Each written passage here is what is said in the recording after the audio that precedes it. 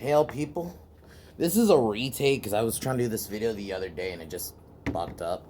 But today I am gonna be reviewing Halloween 4. And then either tomorrow, and if I'm in the mood, I will immediately later, maybe like do like later on in like a few minutes, not a few minutes, but like a little bit after this video, I might do a retake. I might do a Halloween 5 review. But today I'm reviewing Halloween 4. I watched this film not long after the first two, or the original first two. It's technically my first Halloween movie. I understand people may not like it. It's Rob Zombie's Halloween, which I will do a review of eventually. But I'm got a Miller here. But um, that will be done soon. But this film I really love. This is my second favorite of the franchise. I look at my number one, I'll just say it here, is Halloween 1 and 2 combined. I think 2, it just feels like they're just one story to me. So that's my number one, and then 2, this is my second favorite. I think this has my one of my favorite, and like if I had a list of top 5 like Halloween endings, this is like number 2 or 3. It's really up there. Like this ending is really great. But so the story takes place 10 years after the events of Halloween 1/2, which are both on Halloween 78. So this starts off 10 years later. You got some EMTs who arrive because they're transporting Michael to another, I guess, another institution. We meet, I don't remember this character's name, but we only see him like a couple of times. He's Loomis's boss. He may have been in the original, but I don't remember. But we see him for a couple minutes. They transfer Michael.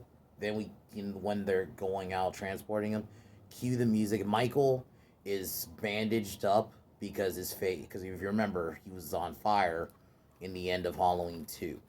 So, um, come to this part of the movie. They cue the music, which is the theme of the movie.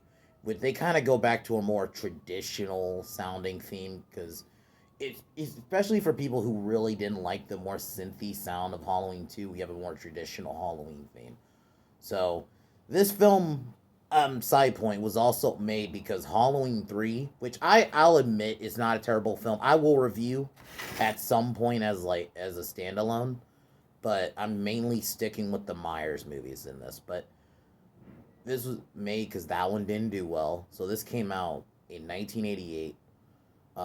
So they came out with this and they brought Michael Myers back. So this, keep in mind, this movie this year came out, was competing against Friday Part 7. You had Nightmare Part 4. I think there was a Leatherface movie. Chucky was about to make his debut in Child's Play. So yeah. But going back to Halloween 4. So they're transporting him. They put him load him in the ambulance, and while they're in there, the EMTs are talking, where they mention that Lori. So the story is Lori faked, which we will get to. I'll just say it here because we're gonna eventually gonna get to H2O. So as we all know, Lori faked her death in H2O, but in this context, they make it like she died in a car crash, and Jamie was adopted by an adopted family.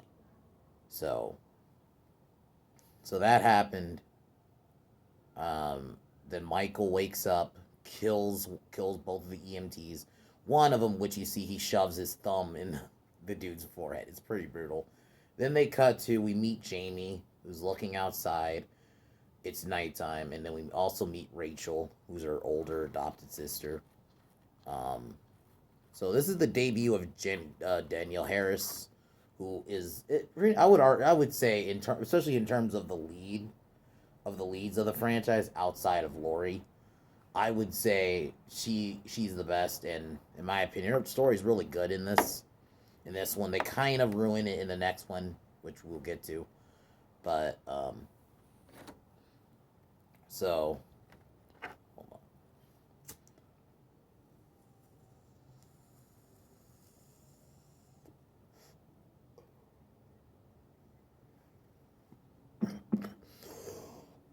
on. so so Jamie is sad because she doesn't feel like her family. She doesn't feel like she's a part of the family. Because she's adopted. So that happens. Um, Rachel puts Jamie to bed, and then we see Jamie look at a picture of Lori, and then she prays, and then this is the quick dream sequence. Michael attacks her, and then we see we get our first look of the mask of the film. This is the first mask, the first like non Shatner mask, because they didn't want to pay royalties or give any kind of money to William Shatner. So this is probably why that we for next these next several films is why we don't have the main mask. But so Michael seems like he's gonna attack her, but it's a dream. And then the next morning, Jamie wants to go trick or treating, and Rachel has a planned date with her boyfriend Brady, who we'll get to later. Um, so apparently, though, she has to cancel the date with Brady because her parents are going out for the night and want her to babysit.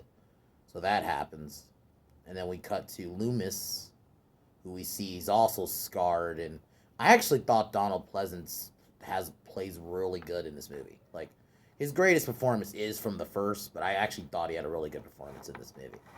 So he talks to his former boss about and why wasn't he notified about Myers being transferred, and then they hear about the crash.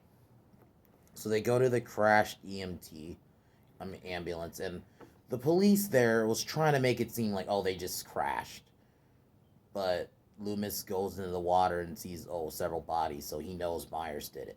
So he decides he's gonna go to Haddonfield and try to warn the police. So he goes off. Then we jump to Jamie in school, and she's being bullied for being an orphan. So we see how shitty kids can be in this. So she gets bullied, then she runs to the front of the school, and then she runs into Jamie, who they are gonna go to the discount store to get costumes. Then we cut to the. Sorry about that. My beer fizzing out. Sorry, I didn't want it to fizz out on camera, but so we meet Brady. He's kind of like your typical '80s dude in this, and Meeker's daughter, who's Meeker's the sheriff of the town. So we meet his daughter. So Jamie and Rachel go to the store, and in the shot you notice when they arrive. Oh, also I should mind you, little interesting fact: the girl that's driving Jamie and Rachel apparently is Lindsay from the original film. They don't say it directly in the movie, but I found that out in one of the wikis. Even though I get it, we can't trust wikis sometimes. That apparently, yeah, that's supposed to be Lindsay Wallace. That's supposed to be from the original. So she drops them off, and in the shot you see. Oh, okay. Before I get to this part, Loomis. I should have mentioned this. Loomis stops at a gas station. In this scene, before that, Michael kills one of the mechanics, and that's where he gets the mechanic suit. So he does that. Loomis arrives, and then he sees that no one's around. This is where he finds the body of the engine of the mechanic. I mean, there's a diner that's like adjacent to it. He goes in there and he finds a waitress's body. And then he sees Myers just standing there with the taped mask, which I'll admit, the shot of him just with the taped mask was pretty cool. So Loomis says a few words and says, "Don't go back to Haddonfield," and then he shoots, and it turns out it was just a reflection. So Myers gets in a truck, and then I think it's like a tow truck, and he hits like a telephone pole, which causes a spark, and it's near oil. It's at a gas station, so boom, it blows up, which also blows up Loomis's car. So Loomis is basically stranded, and Myers goes off to Haddonfield. So now we're back to the scene. We see the tow truck that Michael is driving. They go in. Rachel is talking to Brady and telling him about that she can't hang out tonight because she has to babysit Jamie. And then while this is happening, Jamie finds her costume, which is like a clown costume, and then she looks in the mirror. Then the reflection changes from her into, you see, it's basically Myers as a young boy. Granted, there's some, it's not necessarily a retcon, but they do change something. Like Michael wasn't wearing like the clown mask looked a lot different in the original film, um, compared to the one they had, and but you see him like with a young Michael with the knife. So basically, right after he killed Judith. While this is happening, the real Michael, grabs one of the masks. They just, for some reason, this store is selling a Myers mask, but okay. That's another part where I'm like, why are they selling a Myers mask? And I get it's supposed to be 10 years after the events of technically the first two movies, but it's just, come on. So he grabs the mask, and then he puts it on, and she turns around. He scares her. She falls into the glass, which breaks, and then he disappears. And then Rachel and everybody checks on her, and then they leave. So Loomis is trying to hitch a ride. The first person he sees is like a group of teens in a car. They stop and they seem like, oh, they're gonna pick him up, and then they drive off. And then this pastor picks him up. They have a funny little exchange in the car. He hands him, like, they take shots of I'm assuming it's like whiskey in like a flask, and then night comes, um, and Michael is stalking the house of Rachel. This is so her parents are literally about to leave, and Rachel and Jamie are about to go trick. Rachel's about to take Jamie trick or treating. So I think Rachel is on the phone. I'm assuming it's with Brady. So and then that happens. Her parents leave. Then Rachel and Jamie leave, and while they leave, Michael comes in the house, and you see him look around, and you see him look at a picture of Lori, which it's like a still shot from the first movie, and and then he kills the dog. So they have like a golden retriever. They don't show it, but yeah. Um, then Loomis goes into the police station looking for Brackett, but Brackett retired in '81, which is kind of a nice little nod because that's when Halloween 2 actually came out, was in 1981. But so we meet Meeker, who is the new sheriff, and Loomis warns him that Michael is in town. And Meeker tries to disbelieve him at first. It's like, he didn't see him. He doesn't know what she looks like and all this. And then Loomis, really good performance by Donald Pleasance. When he was like, he's in this town, he's like freaking out, explosions, and like he was mentioning about, the explosion at the gas station. Just really like good performance there. And then Meeker believes him, so he tells the cops to check it out, and then him and Meeker go off because he wants to try to, like, he goes in action pretty quick. 'Cause, I mean, even Brackett, when Loomis was telling him about Myers the first time, was very like, he didn't go in action immediately. Meeker was like, all right, yeah, we don't want a repeat of what happened 10 years ago. So Rachel and Jamie are trick or treating. They go to a few houses, and then the next house they go to is the girl we see at the discount store. I don't remember her name. I'm sorry. I know I'm very bad with names. She's a side character, so, and not really important. She's only here for this part where I'm gonna get to. So while they're at the door, she's handing out candy, and she's in like a cop do it by the book shirt. And then Brady comes downstairs, and Rachel sees, and yeah, so Brady's cheating on her with her, and Brady tries to talk to her, and then Rachel doesn't want to talk to him, and Jamie goes off. So then we cut to it's like a power plant, for the electricity of the town, and Michael goes there, and this worker named Buddy. I think it's either Buddy or Bucky. I think it's Bucky actually, but um, he sees Michael and he thinks he's just some dude in a costume, and then he says, "Don't come any closer," and I'm gonna call the cops. And then Myers comes up to him and grabs him and throws him into one of the electrical fuses. And man, really good death, really creative. It also makes Michael really smart because when that happens, it over circuits or whatever, and it over the electricity overdid it, and then it goes out. So he takes out the power of the town. Really smart move by Michael. And then Michael walks off back to Jamie, who she ends up going on her own. Sorry, just did it again. But so he goes off. She's on her own, and Rachel's looking for her, and then she ends up seeing Michael, and then she goes the other way and climbs over a window, or not a window, a fence, and she ends up finding Jamie. Then Loomis and Meeker go to Rachel's house to look for them, and when they get there, they find a body of the dog, and then they leave. And Meeker leaves one of his like fellow officers in charge of the house while they're gone, like in case they come back. So Rachel ends up finding Jamie, and then Loomis and Meeker pick them up, and then you got some punks in like Halloween, in Myers costumes trying to play a little prank, and then Meeker warns them that they'll go to jail if they keep fucking with him.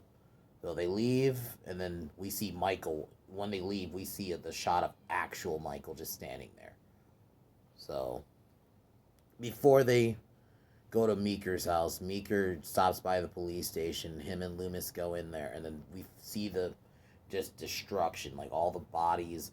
Apparently, they actually it's in some magazine which came out. There was like a horror magazine in the 80s. This is about when around the time this film came out, that was explaining that apparently they actually did shoot it, but for some reason they cut it. I don't know if it was just because it was padding time, or maybe they thought it would be a better effect if we just show the aftermath of it. So Myers took out the power and the police. Like, they make Myers really intelligent in this film. I really like him in this. This, like, I will eventually will do like a list of my favorite versions of Myers from films. So we'll get to that. And he's definitely up there. Like, he's really intelligent in this movie, and also really brutal. So I wish we could have seen it. I'm mixed. Part of me wants to see it. I would love to just see it. But then there's a part of me, I get what they were trying to do. Like the effect of, oh, kind of like, I think 2018 did this a little bit too much, where they wanted you to see like the aftermath. Like, oh, here's the body, and, and they only did it the once in this movie. So I'm okay with it, though I wouldn't mind seeing it if they ever do like a director's cut. So they leave, and then the rednecks who were at a bar earlier noticed like the police station, no one was answering, so they went out, and they went to the police station for some answers. Loomis tells them Myers is still alive, and then they basically go hunting for him. So they Meek, Brady and the girl are hooking up, are about to have sex, and then she's Meeker's daughter, so she notices her dad was coming home. So they come in, and he basically gives Brady a gun and tells him to go upstairs to the attic, and everyone has like little roles to do, while this is happening. Then he tells his fellow officer who's back at Rachel's house to get over there, and Myers must have somehow, I guess, while he must have got in the car while the guy wasn't in there, and he's just chilling in the back. So we see him doing that. The cop leaves. We see Myers in the back, and then we're back with the rednecks, who one of them thinks they see Myers, and they stop, and then they shoot at this. It's like I think it looks like a park, and then they start shooting, and then it turns out it was one of the fake Michaels we saw earlier. So, so back at the house, Rachel puts Jamie to sleep, and Rachel confronts the girl who hooked up with Brady. They argue. She throws coffee on her, and then she goes down and talks to Meeker. I think Meeker hears about the redneck shooting the kid, and then he goes off and then leaves the other officer in charge. Rachel's talking with the other officer, and this is the scene where I've watched this movie so many times. I didn't notice this until like last year that when they're talking, you see like a quick shot of Michael, kind of like it's not his whole body; it's just like the mask. You just see the mask kind of poke out, and it's really good scene. Like he's in the background. So so Meeker goes off. So does Loomis, and the girl is who was hooking up with Brady is gonna serve coffee to the cop. And when she's about to light a candle, she sees his body, and then Michael gets up from the chair, and this is the shotgun through the chest kill. And the music overall, which I'll talk about really quick, the score is really good in this film. It's kind of like a nice classic throwback, but you have that 80s sound to it. So it's really good. So Myers stabs her through the wall with a shotgun. Very crazy kill. I think I put this in my kills list. I'm pretty sure I did. Um, but yeah.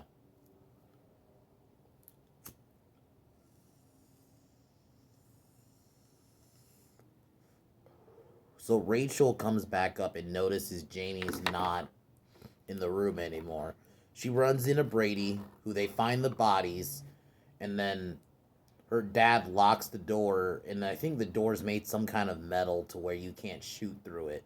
Because Brady tries to shoot it, and they're locked in. They go up, they find Jamie, and then Michael comes out. Chase gives chase. Brady tells him to run off, and Brady tries to fight Myers. Myers takes the gun away from him. He Brady tries to struggle, but Michael grabs him, shoves his thumb through like his cheek. It's pretty brutal. And then they don't show like the rest of his death. They just show that part. So Rachel and Jamie run through the attic and try to. They have no choice but to go on top of the roof and climb down. While this is happening, you have a really good chase music, and then Myers shows up. He gets on top of the roof, and he's slashing at her, and she has no choice but to let Jamie go off on like there's like a on the side there's like a thing she can go down like this rope. He does that, and I think she tries to get down Michael slash, and she falls, and she is knocked out. So Jamie's trying to wake her up. She's knocked out. So Myers is down, and you see him basically walk into frame and about to chase Jamie. So Jamie has no choice but to run. Jamie runs into Loomis, who they go to her elementary school. Loomis shoots the door. They go through the halls. Myers shows up, throws Loomis through the window. Not through a window, through like a door. Like one of the doors has like glass on it. So he throws Loomis through that, and he gives chase to Jamie again. And I think something happens. She trips down some stairs, and then she tries to crawl away. Myers grabs her, but Rachel, who's still alive, shows up and uses a fire extinguisher to ward off Myers for a second. She gets Jamie. They run into the rednecks, and the rednecks decide, and instead of trying to go in there and try to kill Myers, they're like, all right, we got to take these girls to safety. So they're driving them to safety. But unknowingly, Michael somehow stows away, I think, under the truck. So we don't see him for a minute. So they just drive off. They run into the bunch of officers who are, yeah, Meeker is like doing like I think it's like a checkpoint or something to stop Myers. So that's happening. They run into one of the cops who tells them, like, you got to go to this certain spot. So they're driving. Myers gets up, climbs onto the pickup truck, and the music kicks in again. He kills some of the rednecks. Some of them he just throws off the truck. And then the main one who's driving, Myers grabs through the window and then just like yanks on his neck and starts pulling. It's really brutal. Um, Rachel throws his body out of the truck and then has to start driving. And the music during this scene is really good. And Myers is on top of the car and she tries to throw him off. And then she does. And then he gets up and then she's like, I'm going to get you, son of a bitch. I ad-libbed it. I think she said something else actually, but she ran him over and then throws him into like a graveyard. They get out of the car. The other cops arrive with Meeker, and Jamie kind of gets close to him just to see, and she grabs his hand for a second. Nice little moment, and then they said, "Don't touch him, Jamie." And then she turns around, and Myers gets up and is about to attack Jamie. The cops all shoot him into the grave, and then they throw dynamite, and Myers is seemingly dead, which he is. But so yeah, Myers is taken out. Then we're back at Rachel's house, who her parents are comforting them. It's kind of the end of the movie. Rachel's mom's about to take a shower, and then we see a figure with a mask. Everyone, especially probably at the time it came out, was assuming it was Myers. Grabbed scissors, stabbed. You hear a scream.